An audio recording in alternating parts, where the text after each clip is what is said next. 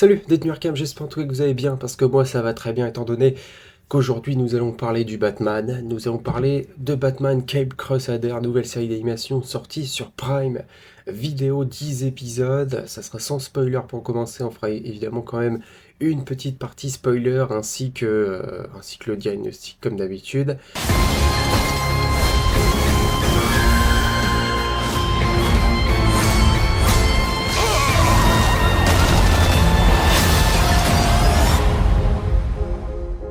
Batman Cape Crusader, j'avais vu le trailer, j'attendais quand même un peu cette série d'animation, étant donné qu'on était un peu sur un hommage, on va dire, de la série 92, la série d'animation faite par Bruce Timm. Bruce Timm est encore derrière cette série et on va se dire que c'est encore un peu un retour de cette série 92. Ce n'est pas du tout la suite. Voilà, pour vous le dire. Mais on va retrouver, on va dire, l'ambiance, ce qu'on pouvait aimer dans la série 92, en tout cas, c'est ce que j'ai ressenti. Cette ambiance un peu années 50-60, gangster, sombre, plus déprimant encore. C'est vrai que la série est assez déprimante.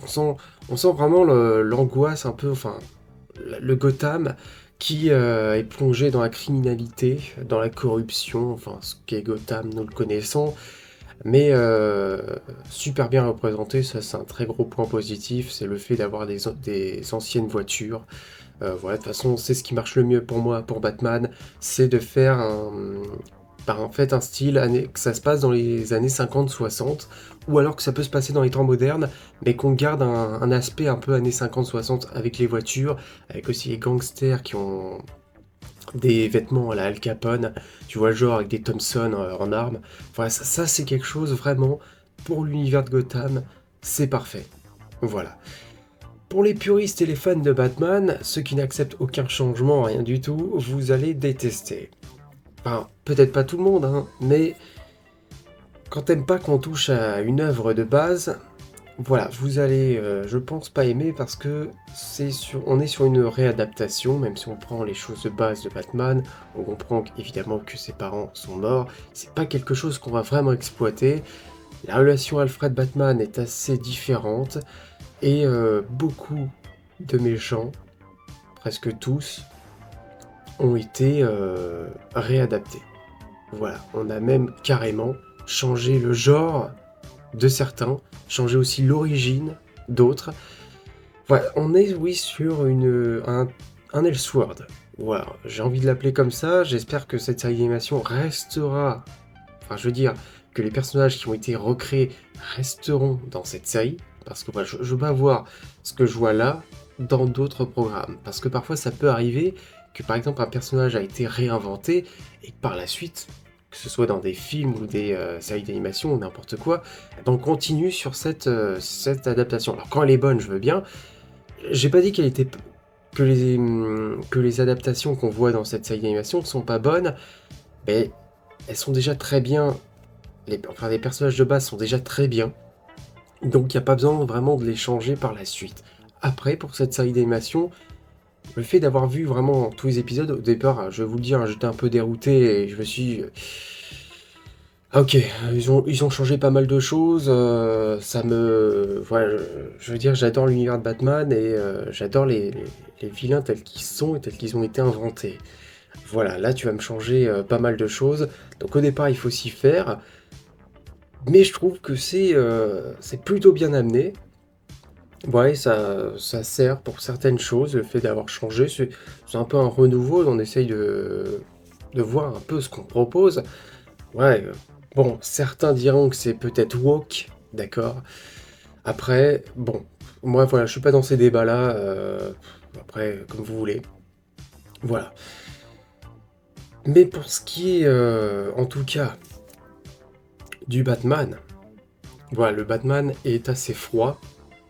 Le Batman enquête. On a l'aspect enquêteur, vraiment, de ce Batman.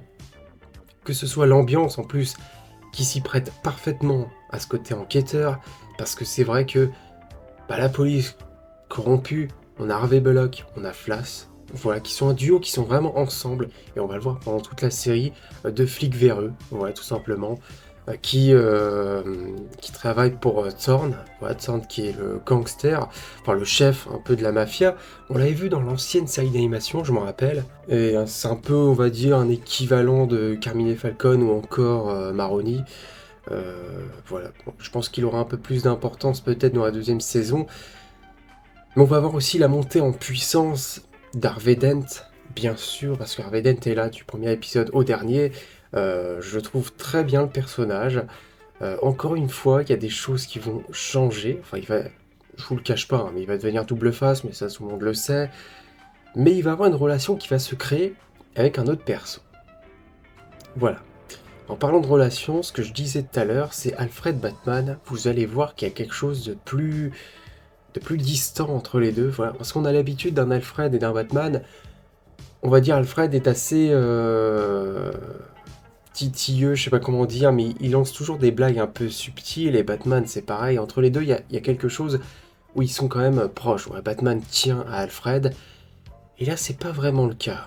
Vous allez voir, je trouve que la relation est assez très différente de d'habitude. Voilà, c'est ce que j'ai ressenti. Ensuite, quelque chose que j'ai envie de vous dire maintenant, le Joker est absent.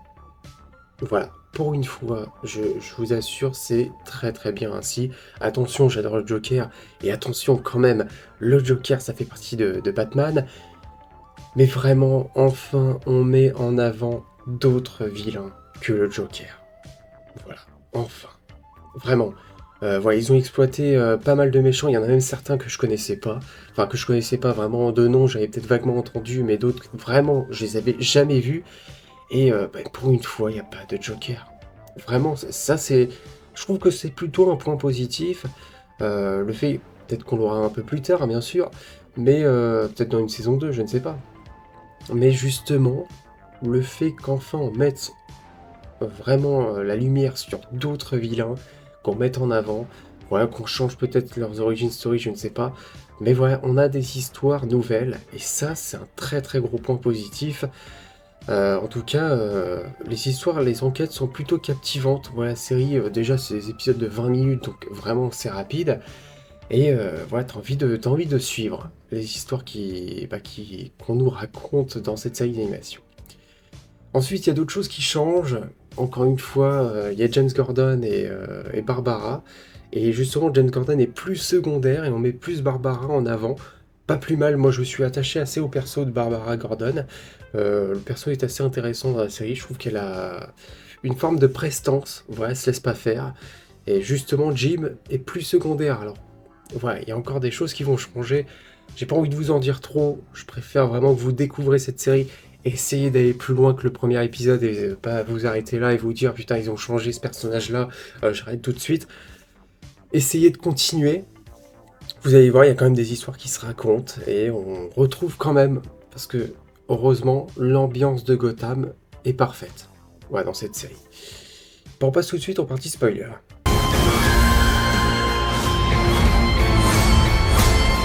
Partie spoiler. Alors, je vais revenir sur la relation Alfred-Batman. C'est vrai que Batman appelle toujours Alfred Pennyworth pendant toute la série. Il y a quelque chose vraiment de froid. Il y a un moment donné, d'ailleurs, Alfred va se faire posséder. On a l'impression que Batman n'en a rien à foutre. Il y a quelque chose de froid entre les deux. Je ne sais pas si on en apprendra un peu plus par la suite. Parce qu'il est vrai que voilà, on ne communique pas trop sur la mort de Thomas et Martha Wayne. Et on a l'impression qu'Alfred est pas un parent pour lui. Que Batman, voilà, on n'a rien à foutre. Lui, il va être solo.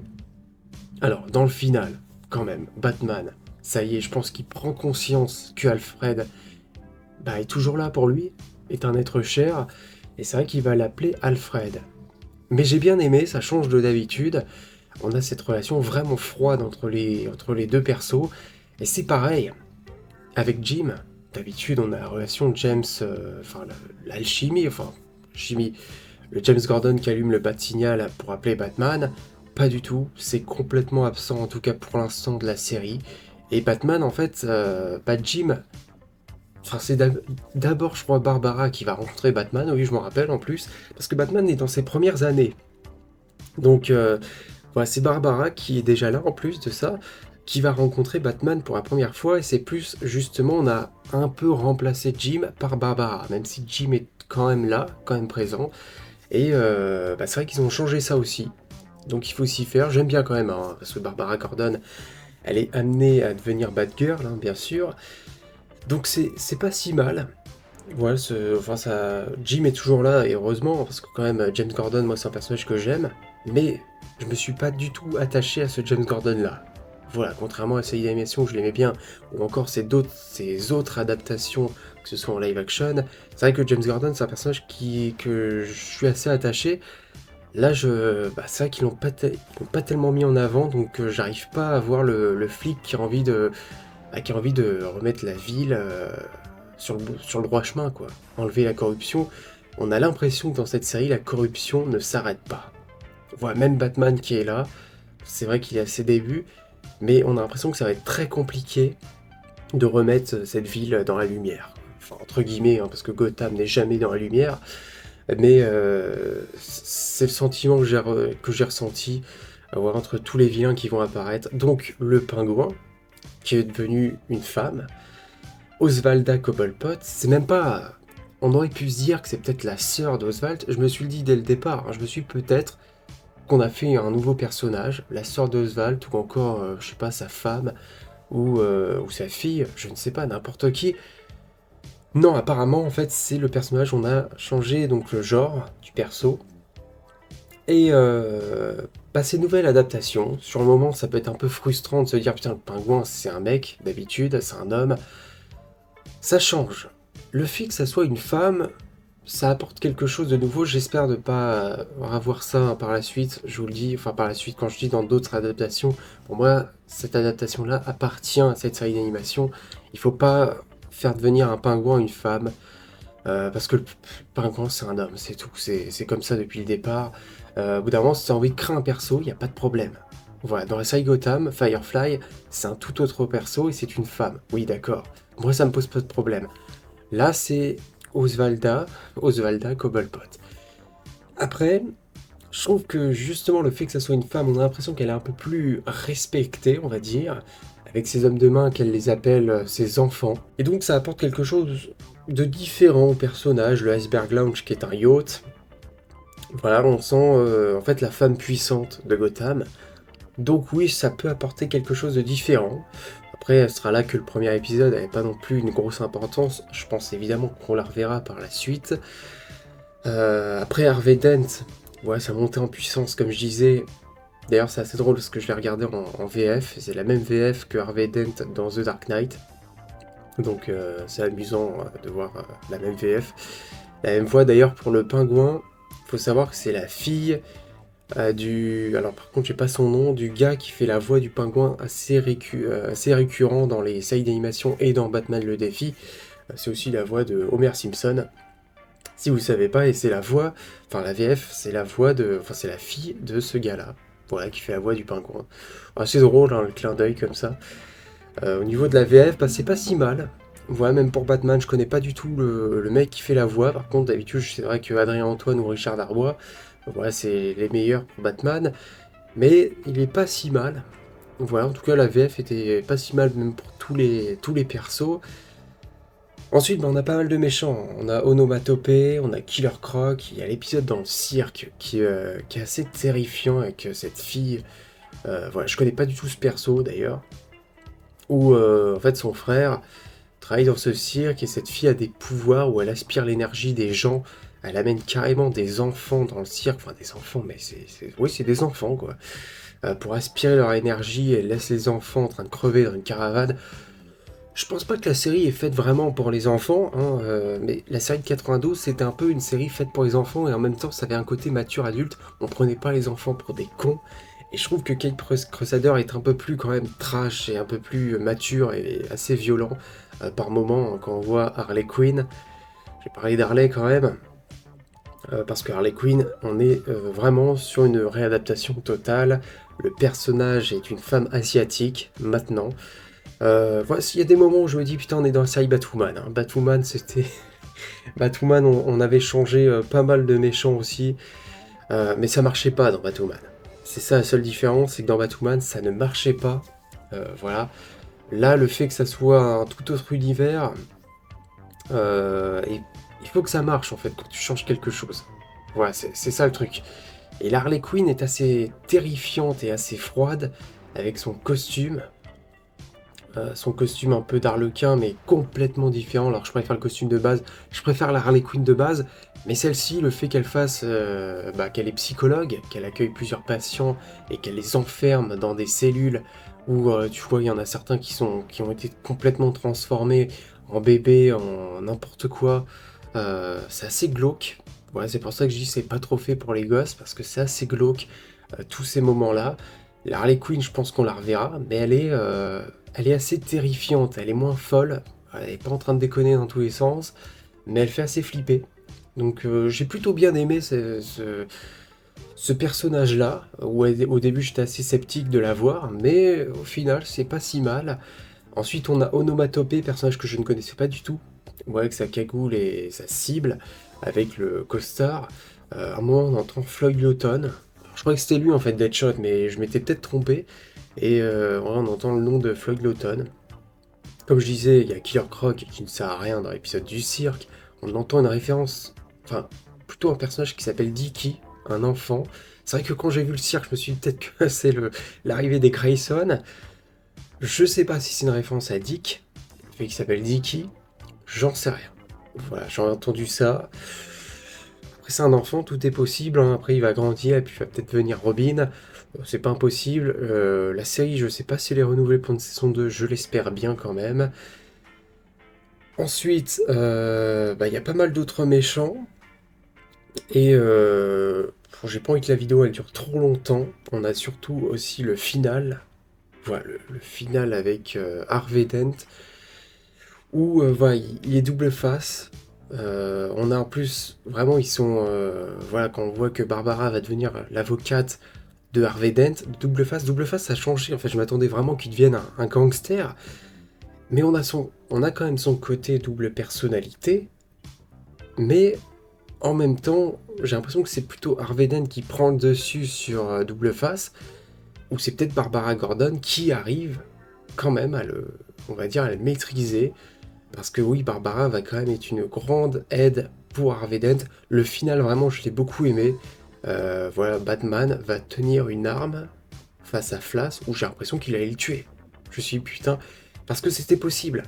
Voilà, la série d'animation, on sent que c'est un Elseworld, on sent que c'est une nouvelle adaptation et que c'est possible qu'on ait carrément un Batman qui tue, mais c'est pas le cas. Voilà, j'ai l'impression que la série allait franchir la barrière, elle ne l'a pas fait, mais Batman est terrifiant. Voilà, il tire des balles autour de la tête de Flash. Vraiment, ce final était assez épique. Voilà, on voit que Thorne va avoir de l'importance aussi pour la suite. Mais quand même, ils n'ont pas pu y résister. Le Joker apparaît à la fin de la fin de la série, à la fin de l'épisode. Alors par contre, enfin en tout cas je l'ai vu en VF. Putain, c'est quoi cette voix? Enfin, c'est pas qu'elle est mauvaise la voix, c'est que la voix, on est sur une grosse voix complètement différente. Alors le mec est enfermé dans une cabane complètement isolée. Il torture des gars avec du gaz hilarant, j'imagine, ou du produit hilarant. Et tu vois des gars en train de rigoler jusqu'à mourir de rire, c'est le cas de le dire. Et le Joker t'aperçois juste ses yeux. Et sur le moment, c'est assez terrifiant. Je sens que le Joker va pas être un Joker un peu clown, mais va être un humain, enfin quelque chose de terrifiant, de terrifique. Je sens que peut-être il va être pas mal. Voilà, peut-être encore une fois ça va être une réadaptation, donc bien sûr je l'attends, cette adaptation du Joker. Mais en tout cas ça a l'air terrifiant, ça annonce du très lourd pour la suite. Voilà, en tout cas moi j'ai très hâte de voir ça. Le fait d'avoir découvert d'autres méchants dans cette série, bah, c'est pas si mal. Parce qu'il y en a pas mal que je connaissais absolument pas. Il y a beaucoup de références à pas mal de choses, hein, bien sûr. Voilà. Sinon, je pourrais faire une vidéo très très longue hein, pour parler de tout. On va passer tout de suite au diagnostic. Mon diagnostic? Ça se passe là. Un costume iconique. Alors, c'est vrai qu'il y en a pas mal. Voilà, je les ai mis devant moi. C'est vrai que j'ai oublié de vous parler de tellement de personnages. Mais bon, en même temps, je pourrais faire une vidéo de 40 minutes s'il le faut. Hein, parce qu'il y avait Catwoman qui a son ancien costume en plus. Ouais, ils ont remis son costume un peu dans les anciennes années. Moi, j'aime plutôt bien parce que ça se marie bien avec la série justement en question. Gentleman Ghost, aussi on a un côté un peu passif de Gotham avec un peu tout ce qui est famille de Gotham, ça c'est un truc que j'ai plutôt bien aimé. Euh, bon, après, le costume d'Harley Quinn, j'en suis pas fan, je vous l'ai dit. Je trouve que ça va bien peut-être avec ce personnage-là, parce qu'il est plus froid et c'est une version vraiment différente. Donc oui, on va pas faire un costume rouge et noir. Après, voilà, je vais pas plus... voilà, c'est Natalia Knight, la fille que je vous parlais, qui travaille dans le cirque, là, et qui aspire l'énergie des gens. J'ai oublié son nom, et puis elle est là. Clayface. Voilà, Gueule d'Argile. Ouais, il y a son histoire, son origine historique que j'ai trouvé plutôt pas mal. Il travaillait sur les plateaux de télé. Et puis, voilà, j'aime beaucoup son histoire qui a subi son expérience avec son visage, tout ça. Ça, c'est une histoire que j'avais plutôt bien aimée. Et Clayface, voilà, c'est, je trouve, le meilleur costume. C'est une réadaptation. Ça fait un peu Jack l'Éventreur. Et de toute façon, la première fois que j'avais vu dans le trailer, j'avais plutôt bien aimé son... Parce qu'il est assez terrifiant, le Gueule d'Argile. Voilà, il se trimballe pas. C'est vrai qu'il y a sa version, évidemment, Gueule d'Argile, qui est immense, gros, et c'est vraiment un gros tas d'argile, hein. Mais là, il a ce côté plus visage complètement défiguré, caché avec son grand manteau, et il est beaucoup plus terrifiant. Et je trouve que vraiment, en termes de costume iconique, eh ben, j'aime beaucoup cette réadaptation de Gueule d'Argile, donc évidemment que la série va cocher cette première case. Ensuite, une scène iconique, j'adore, c'est con, hein, mais Batman qui tient un flingue. Voilà, c'est vraiment le final. En fait, c'était plutôt le moment où tu dis est-ce que la série va franchir la ligne. Voilà, vraiment. Parce qu'à ce moment-là, on pouvait se dire que la série allait prendre une autre tournure et qu'un Batman tue. Et ça n'a pas été le cas. Mais en tout cas, cette scène m'a marqué avec Flash qui est là comme un con contre le mur. Et bah, que Batman tire plusieurs coups, mais on le voit pas tout de suite, hein, bien sûr, c'est pas filmé, jusqu'au moment où tu vois qu'en fait les balles ont été tirées autour de la tête de Flash. Je trouvais que cette scène était vachement iconique. Un antagoniste iconique, il y en a tellement. Voyons, il y en a tellement. Vraiment, bah. Après, Double Face, il fait pas vraiment. Je trouve pas qu'il fait très antagoniste dans cette série. Vraiment. Euh, C'est vrai que j'ai bien aimé le Gentleman Ghost. Ouais, c'est un personnage que j'avais plutôt bien apprécié. Il y a Harley Quinn. Voilà. Double face, mais Natalia Knight, elle m'a terrifié aussi, je trouve. C'est con, mais je trouve que l'adolescente qui est obligée d'aspirer l'énergie des gens pour un peu survivre, bon, jusqu'au moment où elle va crever, hein, mais Onomatopée était plutôt classe aussi. Bon, après, j'en attendais peut-être. Il y avait aussi Firefly, putain, je l'avais oublié, mais j'ai pas trouvé son histoire plus attachante que ça. Le Gentleman Ghost, c'est un personnage que je connaissais pas trop, donc je dirais lui. Voilà, l'antagoniste, franchement les autres aussi sont bien, donc j'ai envie de dire la série coche parfaitement un antagoniste iconique. Bon, on est dans l'univers de Batman, c'est pas compliqué, mais on aurait pu complètement échouer tous les méchants, donc plutôt, ils sont plutôt bons, voilà. Un thème iconique.